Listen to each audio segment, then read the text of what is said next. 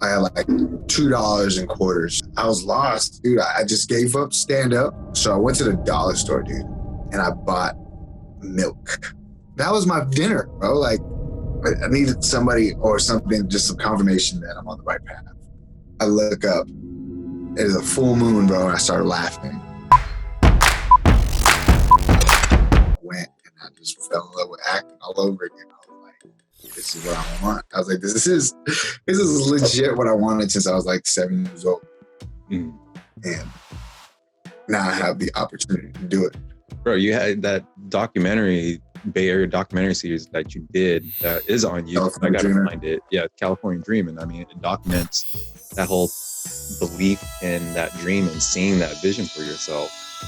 And I am gonna link it up here so people can see that too, because I think that's check that out. Yeah, my brother Kevin and Johnny and just everybody is doing great things, bro. Like everybody I surrounded myself around has always been go-getters and creatives and just very positive influences in my life. And that's a big thing. That's why I added relationships to that list of mine for healthy mind, healthy body, healthy spirit, healthy relationships, healthy bank account. I added relationships because I realized how powerful it is to have, especially the mastermind like Jared, Jacob, Michael Grady. Man, I can go down a whole list of everybody, but they all know who they are, and you know. And so, as I got to that position of acting, all of a sudden, when I felt that everything was kind of happening, all of a sudden we get that news where we get kicked out, and I'm like, where everything seemed to be on the up and up, we're about to, like, life is about to change. Kicked out. It sure changed, man. I was like, man, I bought a ticket to Iceland at that time. I was sitting good, bro. I was like, I had money up, I'm chilling. Yeah, you got to see the aurora lights, bro. Yeah. But I bought a ticket to Iceland prior to being evicted. So, not evicted, but, you know, kicked out of the house. And then, so I was like, what's going to happen? Do I go back home? Do I, you know, is it like what? I was like, so I went back home for a little bit and then took the trip to Iceland.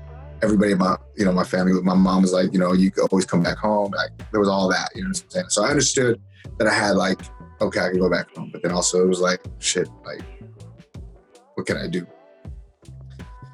So I took the time off, told my boss, you know, I'm going on vacation for a little bit. So I said, let's go to Iceland, let's get clear. So it was the best thing because I was getting pulled in multiple directions. Mm-hmm. I didn't know what I wanted. And then when I went to Iceland, it helped me understand 3 things. 3, I can handle myself by myself in the world. I was able to experience something that I never thought I would experience. Got to knock out a bucket list seeing the Northern Lights. Got to meet people from different parts of the world, Argentina, Germany, all kinds of places, Australia, and just, it helped me see things in a different perspective. I was able to have a better perspective of where I'm at, what I've learned, what I can do, where I'm going. So I was like, all right. The biggest realization was that no matter what, I got to keep going, because where I'm at right now and through all the adversities that I've been through, it always seems to work out.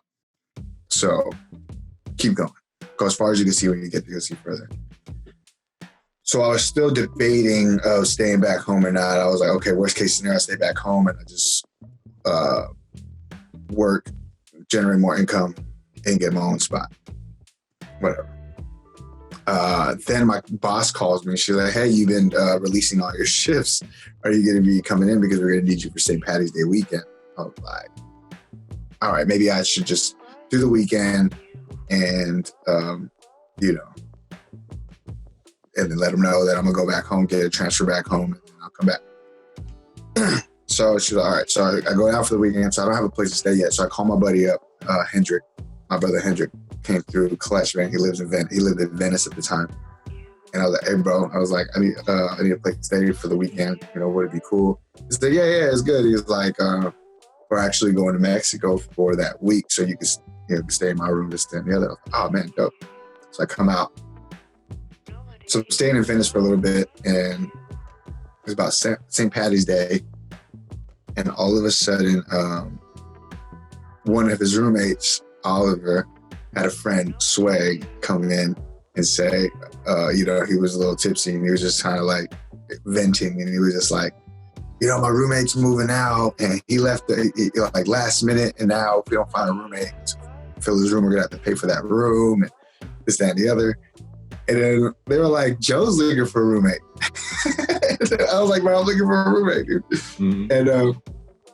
And he's like, for real? I was like, yeah, man. He's like, well, it's in Northridge. I was like, dude, I was just in Northridge. He was like, it's this much money. I was like, bro, yeah, fuck yeah. I was like, I'll pay you right now. I was like, it was like $500. It was super cheap. Yeah, because I know you were attempting to look for a spot, and you had a set budget, you had a set amount, and for secondary, it seemed kind of improbable with your budget, but yeah, we're going to where the story's going right now. Yeah. It was a very small budget. It was like $500 that I had, and I was willing to pay, or else I'm not staying. And so, hey, you stick to what you want, you get it. And then all of a sudden, yeah, it's $500. Dude, I was like, I'll pay you right now. So he's like, I got somebody coming tomorrow, so you got to be sure. I was like, yeah, dude, tell him you found somebody. I'm in. I said yes to a situation I didn't even check out yet. I was like, I just said yes. And so by the time I get there, by the time I get to the spot, there's no locks in the house, no AC. It's dirty. It was like, it was a frat house before. They never cleaned it. It had a smell in it. Like it wasn't like a bad smell, but it was some kind of mold smell happening. I don't know what it was. Yeah, it was a beautiful disaster, man. You know what I'm saying? It was like it was a blessing, but it helped me grow faster too, man. Mm-hmm. And so when I got there, it was just like I slept in my car the first night because I couldn't even handle it. I was like sick after just being in there. For real? I didn't know it was that bad, man. Dude, I documented it. I was like, oh my God. I was like, what did I get myself into? But I took again, it's like you either be at effect or you be at cause. So I said, fuck it, I'm about to just go buy a bunch of cleaning supplies. So I went to the dollar store and just buy the hella cleaning supplies, Fabuloso, everything. I cleaned up that whole place, dude. And they were like, because they were saying they weren't going to clean it because it wasn't their mess. I was like, dude, you guys live here now. They were the only guys living there at that point, right? Because they talking about like the people that lived there prior. That's funny. And then you had to come swooping. Well, I mean, there was a whole story to that. I don't know if you want to go there or how fast, but I just want to interject and say that time period, you became like the head of the household. Practically. I went from being the baby of the household with you guys to being the to be like the boss man. Like I'm managing this. Literally, you were managing it because the house owner was like, I need you to take over the spot. It was a whole situation. Yeah, and I wasn't going to do that because they brought me in, so I wasn't going to put them out. So that's just who I am, you know what I'm saying? But I ended up, putting my name under the DWP, and all of a sudden people weren't paying, and it just got bad really fast, bro. Because we didn't have water, we didn't have no electricity, so I was like, I'm the only one who had credit, so I was like, yeah, DWP is District Water and Power in LA or around that area. It's like PG&E in the Bay or whatever, and it's like. And so, I got the short end of the situation, and I just kind of took control of it, and then lost control for a second, but I knew that I didn't want that, but I was still I already knew that was another temporary situation again. And so I want to jump into is that when we met and we saw you and interacted with you, you were very happy-go-lucky. You didn't like to be into conflicts or anything because we didn't know your past history, but you were already getting yourself away from that vibrational frequency energy in your own mind, your own emotions.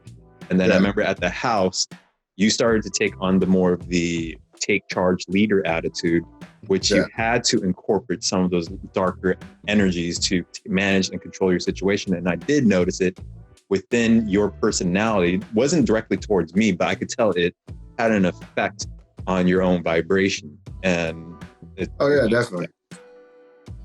And so, but in doing so, it helped me understand that, you know, I can be a head of a household. I'm able to take responsibility. I am able to communicate and set boundaries after a while. And like really have that better situation come about. But then I was like, okay, if I want a better situation, I'm going to have to financially make more money.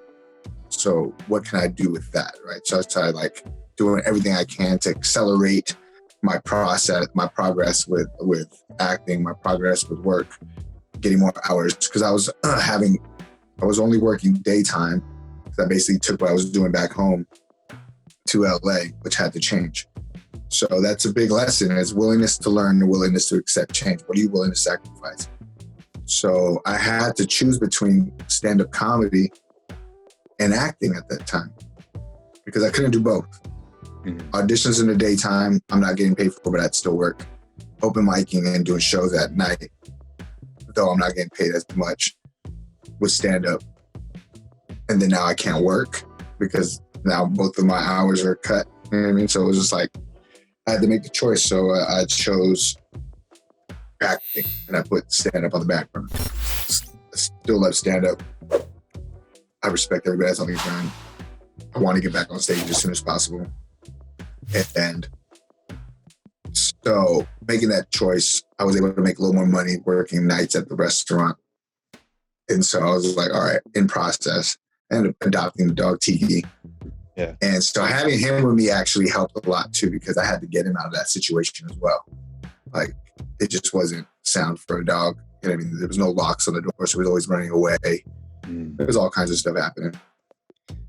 So I made a promise to him that I would always take care of him. So it was like having a kid, you know what I'm saying? Like, I got to get you out of this situation. So it was more than myself now.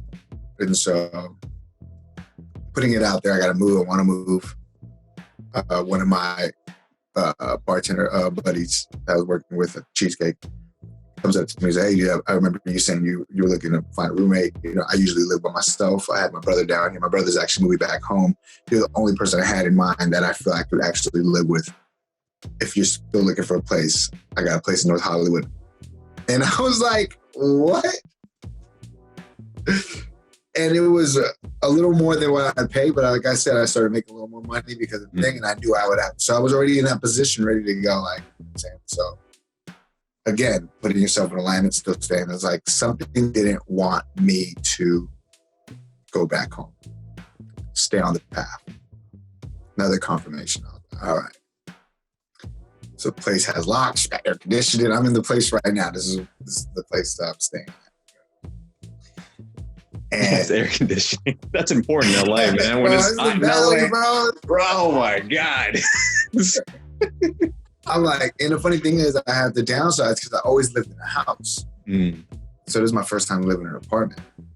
Which is actually cool because the apartment was a lot nicer. It was gated, had security doors. It was right down in the center of Lancashire Avenue, and you had like a lot more things to do around that area. I'm still here, baby. Yeah, I'm still here. And yeah, man. I have like all the stuff, like right, like walking distance. It's a prime real estate. It's a great position to be in. So all that within like 2.5 years, 3 years, right? So 2.5 years, whatever, 3 years. Now I felt so much at ease. Like, oh, now now this isn't as temporary. It's still temporary because, you know, I'm going to have my own place, but this is more of like a stable, temporary situation. Like, I don't have to worry about, you know, lights getting cut off and, you know, people not paying rent. And, you know what I mean? Like having to put myself in certain positions where I have to be like, and some weird pressure of like, yeah, because when the environment is overwhelming or there's a lot of stress factors that's happening, as much as we can control our internal focus, our loci center of control, we have to be able to identify what's happening in environment and attempt to remove our environment, alter environment, modify environment. And that's what you did. You went to a better environment for yourself that helped you, like, spiritually, your mind, your body, your spirit, your relationships, your bank account. And it became in, as you said, direct alignment into your pathway. And the funny thing is like, with doing so, like, I got in a better position. And with those relationships, I was able to build I don't know what it is, man. Like, I've been so lucky and blessed, dude. Like, while I've been out here, my first headshots ever got that were professional, I was able to get gifted to me by the photographer. You got for free, basically. $3.99. I wouldn't say that. At least she wants you to say that. Okay.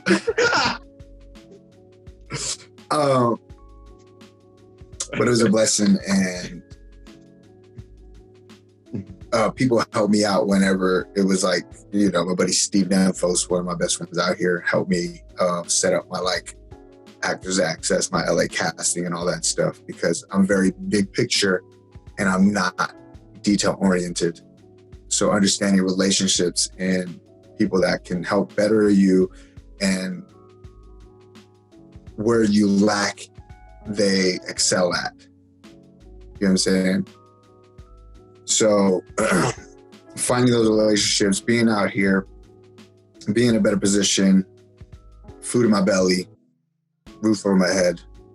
So, while I was talking about my car, remember I got in that accident. Within like 3 weeks of being out in LA, right? Like, or 2 months. Your old car, yeah. Yeah. So knowing she wasn't going to come back, I get rear-ended. So it put me in a position to get a new car, and I bought a car for my first car off the lot. Like, so being in LA, I was already manifesting things that I knew were coming. So I knew I was closer and closer to my purpose, where it is, because usually your path is when things start to kind of just flow. You just feel the less resistance. It's just the path of least resistance. And it's an amazing feeling. It just feels like everything's happening so effortlessly. Mm-hmm. So that's like the place to really be. And the only way to get that is with a clear mind, healthy body, healthy spirit, healthy relationship, healthy bank account, because now you're open, and now you're able to be more creative, buckle down and do more work. So in doing so, if you build it, they will come. I was looking for a manager. Got my manager. Check this one out. So I got my first agent before I got my manager. My first agent was a commercial agent.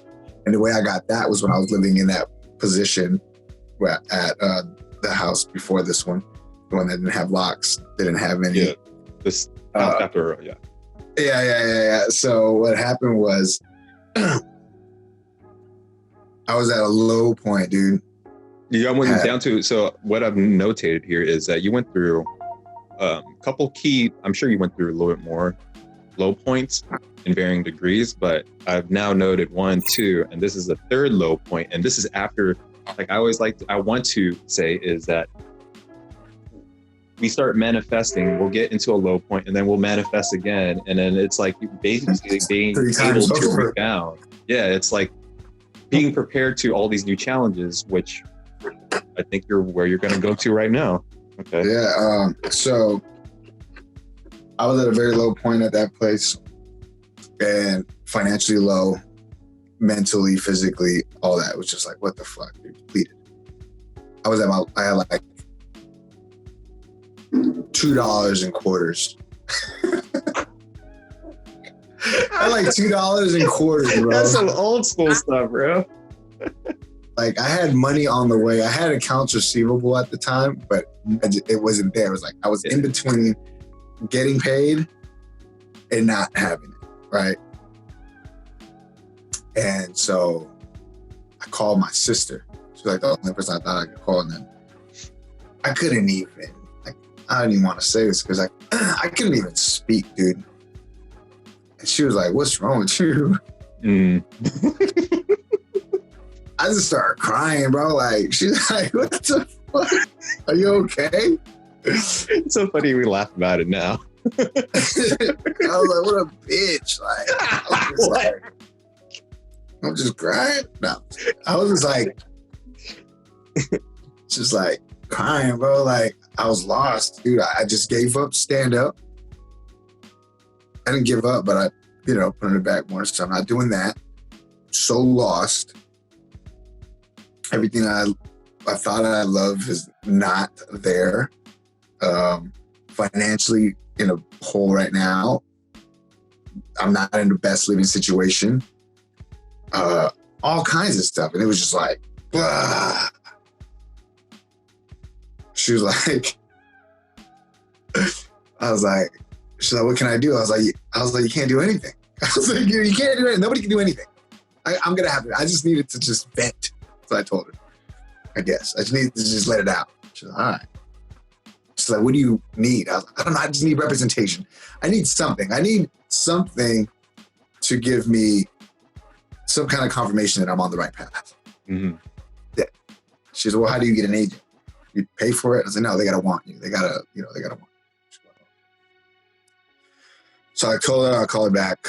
So I was like, I got to get some food. I got to eat something. So I went to the dollar store, dude, and I bought milk. I bought milk.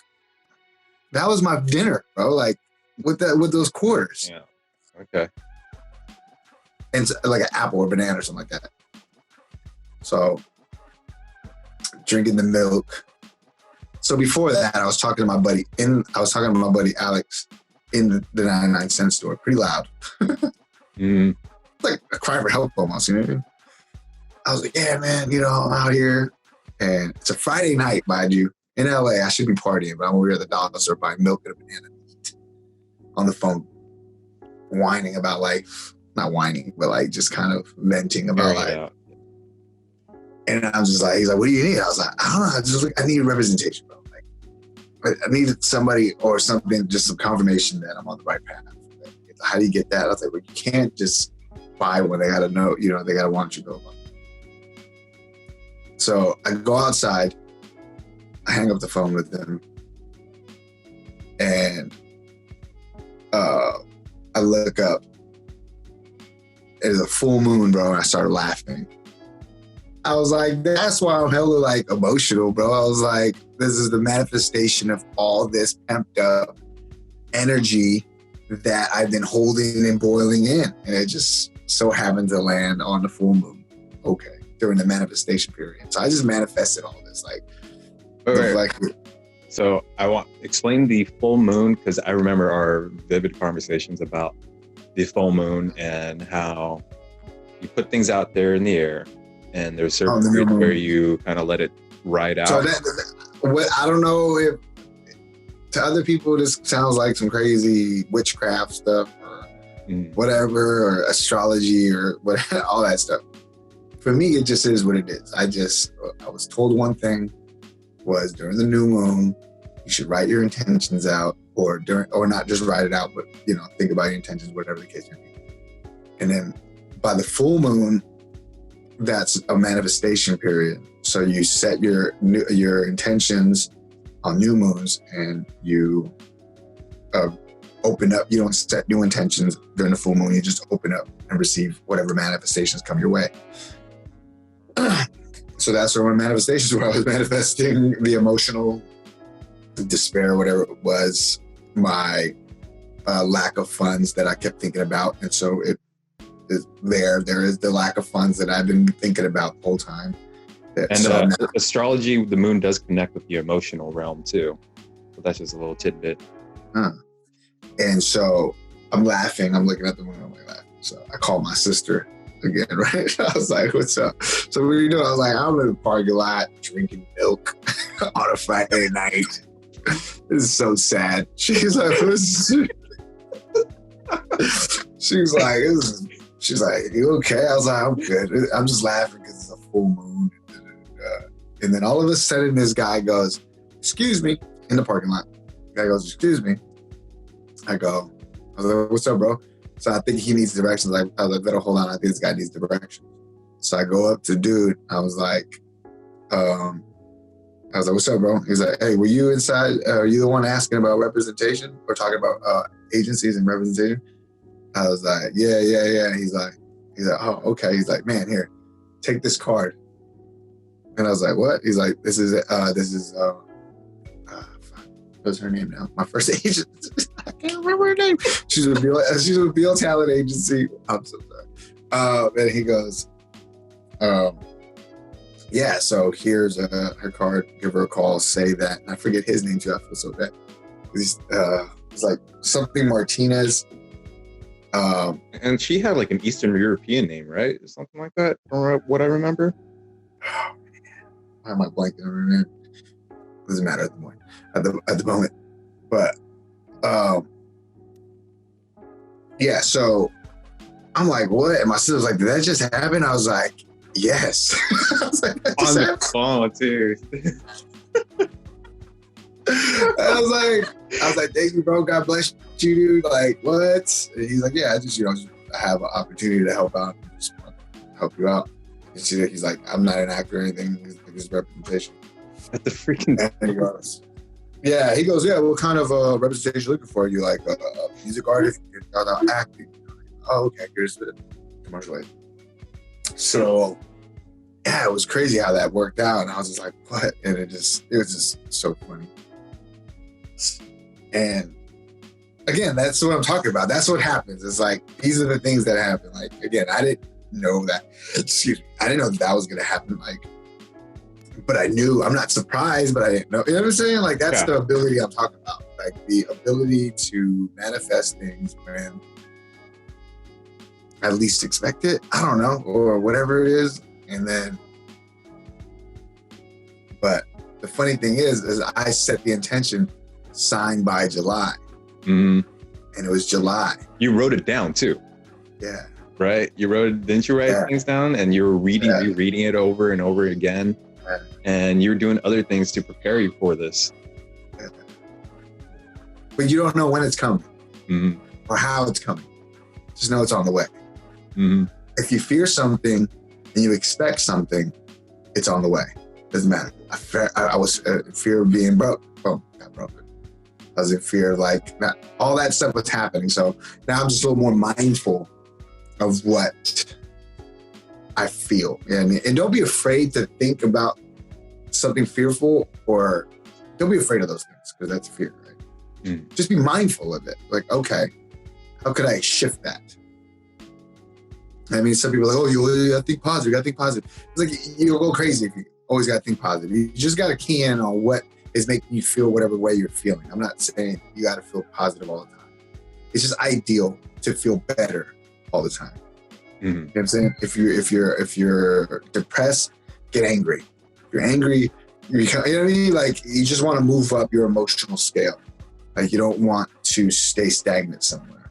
So during that time period when you were feeling at that moment, with leading up to all those events, as a cumulative emotional feeling that you were having inside that store, talking to your sister on the phone, what was your thoughts on knowing that it's coming and it's on the way, even though you're going through these obstacles and adversities?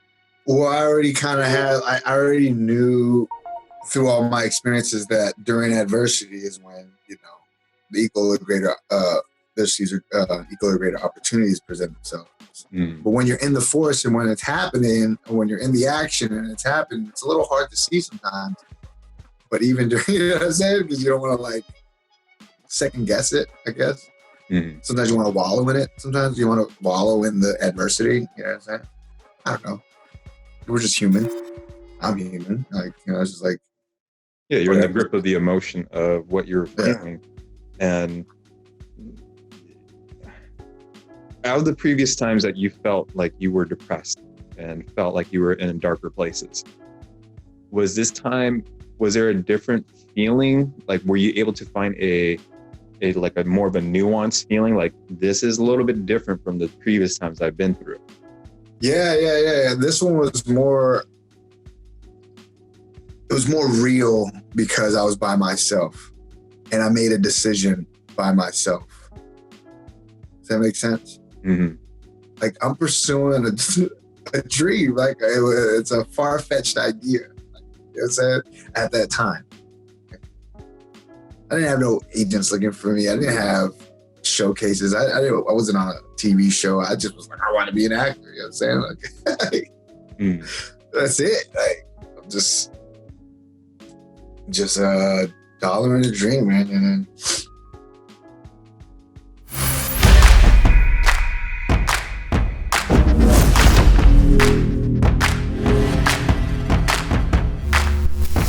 like and subscribe on YouTube. Booty in your face. We found true happiness.